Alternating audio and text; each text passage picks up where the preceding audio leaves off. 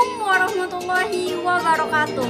Halo guys, di sini saya akan menjelaskan tentang apa sih itu explanation text. I will explain about explanation text, mulai dari generasi struktur, social function, dan lain-lain. Tapi sebelumnya, ada baiknya untuk kita kenalan dulu. Halo guys, jadi saya akan memperkenalkan diri dengan bahasa Indonesia. Jadi perkenalkan, nama saya Nurjana Pasyoli.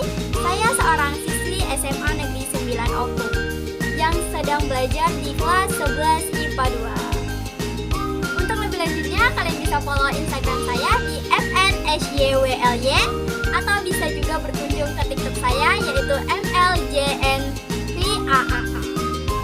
Kalian bisa follow, nanti saya follow back. Oke, sudah cukup perkenalannya. Sekarang saatnya saya akan menjelaskan tentang apa itu explanation text. Enjoy watching and hopefully you Apakah kalian pernah membaca tentang proses terjadinya hujan, mengapa malam itu gelap, bagaimana proses terjadinya pelangi, atau kenapa sih orang melakukan korupsi, atau mengapa rindu itu Jadi, explanation text ini adalah proses mengapa dan bagaimana sesuatu itu terjadi. Sesuatu ini berkaitan dengan dua hal, yaitu yang pertama, natural phenomena atau fenomena alam seperti banjir, hujan, terus tsunami, dan lain-lain. Terus yang kedua adalah social phenomena atau fenomena sosial yang berkaitan dengan kemasyarakatan seperti korupsi, demo, tawuran, dan lain-lain. Saya akan menjelaskan tentang fungsi sosial dari explanation text. Social function of explanation text.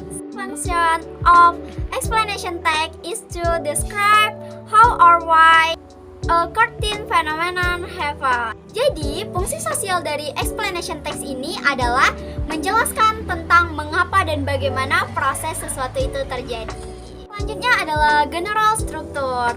General struktur dari explanation text ini yaitu ada 3.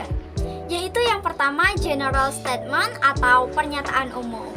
Terus yang kedua adalah sequence of explanation atau urutan penjelasan.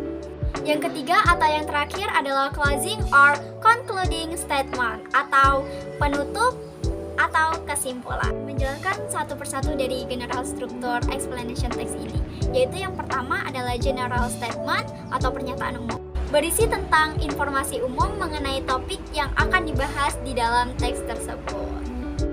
Yang kedua adalah urutan penjelasan, serangkaian kejadian-kejadian tentang teks itu. Di sini kita bisa menjelaskan secara detail tentang mengapa dan bagaimana proses terjadinya sesuatu. Yang pastinya menuliskannya dengan secara berurutan. Yang ketiga atau yang terakhir adalah closing or concluding statement, penutup atau kesimpulan dari teks ini. 3 ini bersifat opsional atau tidak harus ada, bisa dipilih, bisa ada ataupun bisa tidak. Penutup atau kesimpulan ini berisi tentang informasi tambahan atau opini dari penulis terhadap teks tersebut.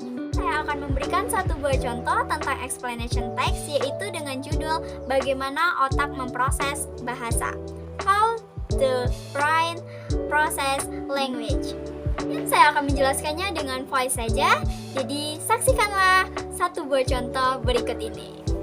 Humans accomplish a phenomenal amount of tasks by combining pieces of information.